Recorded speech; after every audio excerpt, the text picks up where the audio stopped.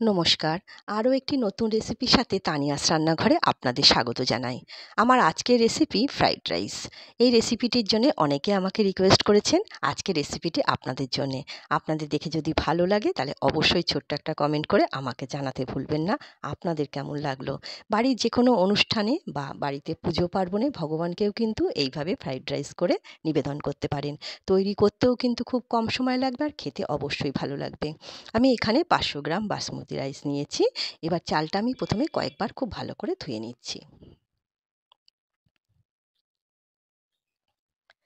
চালটা ধুয়ে নেওয়া হয়ে গেছে। এবার জল দিয়ে ভিজিয়ে রেখে দেবো। খুব বেশিক্ষণের জন্য ভেজাবো না। যতক্ষণ আমি সবজিগুলো কাটবো ততক্ষণের জন্যই চালটা আমি ভিজিয়ে রাখলাম। আমি গাজর আর বিনস এইভাবে কেটে নিলাম। দেখুন এইভাবে একটু লম্বা লম্বা করে গাজরটা কেটেছি আর বিনসটাও সেরকমভাবেই কেটেছি। দেখতে বেশ ভালো লাগবে, কিন্তু আপনারা আপনাদের পছন্দ মতো করে কেটে নিতে পারেন। যার যেমন পছন্দ সেইভাবে কিন্তু করে নেবেন। চালটা আমি সবজি কাটতে যতক্ষণ সময় লেগেছিল ততক্ষণের জন্যই ভিজিয়ে রেখেছিলাম। চালটা কিন্তু খুব ভালো মতো ভিজে গেছে। গ্যাস ওভেন অন করে একটা কড়াইয়ের মধ্যে আমি গরম হতে জল বসিয়ে দিয়েছিলাম। এবার আমি এর মধ্যে 1 চামচ নুন দিলাম।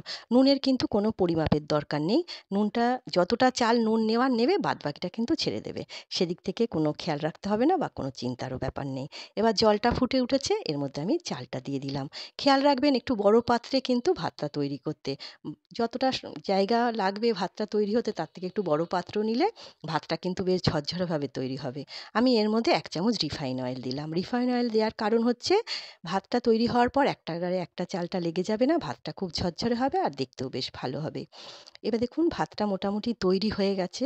আমরা যেরকম নর্মাল ভাত করি এই ভাতটা কিন্তু সেইভাবে তৈরি হবে না।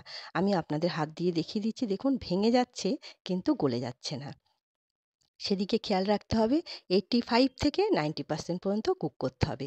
বাদবাকিটা কিন্তু লাস্টের দিকে হবে। এবার আমি একটা ঝাঁঝরির সাহায্যে এইভাবে ভাতটা তুলে একটা ছিদ্রযুক্ত থালার মধ্যে ঢেলে দিচ্ছি। আপনারা চাইলে কিন্তু আমরা যেমন ভাতের ফ্যান গেলি সেইভাবে কিন্তু ফ্যানটা গেলে নিয়েও একটা থালার মধ্যে এইভাবে ছড়িয়ে দিতে পারেন। বাদবাকি জলটা পড়ে নিচে একটা পাত্র রাখা আছে। গ্যাস ওভেন অন করে কড়াইয়ের মধ্যে আমি দিচ্ছি রিফাইন অয়েল আর দেবো 1 চামচ ঘি। আমি ঘি আর রিফাইন অয়েল দুটো দিয়েই করছি। শুধু ঘি দিয়ে করলে কি হয়, খেতে অবশ্যই ভালো লাগে কিন্তু একটুখানি আঠা আঠা হয়ে যায়। অবশ্যই একটু রিফাইন অয়েল দেবেন, তাহলে কিন্তু বেশ ঝরঝরে হবে আর খেতে কিন্তু বেশ ভালো লাগবে। এবার আমি এর মধ্যে তেজপাতা আর দিলাম গোটা গরম মশলা ফোড়নে। ফোড়নটা একটুখানি ভেজে নিয়ে বিনস আর গাজরটা আমি এর মধ্যে দিয়ে দিচ্ছি। আমি বিনস আর গাজরটা অবশ্যই ভাজবো, কিন্তু ভাজাও হবে আবার কিন্তু খুব বেশি ভাজা হবে না, অথচ গলে যাবে। এরমভাবে কিন্তু বিনস আর গাজরটা ভেজে নিতে হবে গ্যাসের ফ্লেম মিডিয়ামে রেখে। বিনস আর গাজরটা দেখুন ভাজা ভাজা অনেকটাই হয়ে এসছে। এবার আমি এর মধ্যে দেবো কাজু আর কিশমিশ।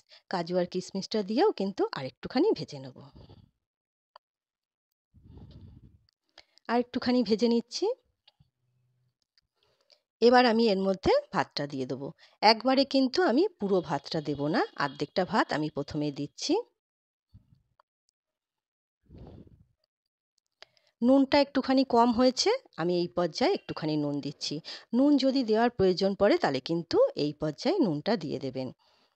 একটু নুন দিলাম আর আমি চিনিটা দিচ্ছি। চিনি আমি এমনিই চিনি দিচ্ছি, আপনারা চাইলে কিন্তু চিনি গুঁড়ো করেও দিতে পারেন। যে যেমন মিষ্টি খাবেন সেই বুঝে কিন্তু নুন আর চিনিটা আপনারা আপনাদের স্বাদ বুঝে ব্যবহার করবেন। 1 চামচ দিলাম গোলমরিচের গুঁড়ো। গোলমরিচের গুঁড়োটা দিলে কিন্তু রাইস খেতে বেশ ভালো লাগে। তবে ভোগ প্রসাদে যদি ফ্রাইড রাইস করতে চান তাহলে কিন্তু গোলমরিচের গুঁড়োটা না দিলেও পারেন। আপনাদের ইচ্ছে হলে দেবেন, না ইচ্ছে হলে নাও দিতে পারেন, তাতে কোনো অসুবিধে নেই। এবার সমস্ত কিছু খুব ভালো করে মিশিয়ে নিচ্ছি। অর্ধেকটা ভাত দিয়ে এইভাবে মিশিয়ে নিলে কিন্তু খুব সুবিধে হয়। এবার অর্ধেকটা ভাত আমি আবারও এর মধ্যে দিয়ে দিলাম। এবার সমস্ত কিছু মিশিয়ে নেব, তাহলেই তৈরি হয়ে যাবে ফ্রাইড রাইস। খেতে কিন্তু অসম্ভব সুন্দর হয়। আপনারা অবশ্যই তৈরি করে দেখবেন। আশা করছি আপনাদের নিশ্চয়ই ভালো লাগবে।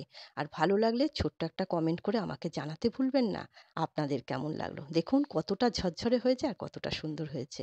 সময় কিন্তু খুব কম লাগবে আর খেতেও কিন্তু বেশ ভালো লাগবে। আশা করছি আজকের ভিডিওটা আপনাদের নিশ্চয়ই ভালো লাগবে। আজ তবে এই পর্যন্তই। দেখা হবে পরের একটি নতুন রেসিপির সাথে। সবাই সুস্থ থাকবেন, ভালো থাকবেন আর অবশ্যই বাড়িতে তৈরি করে সবাই খাবেন।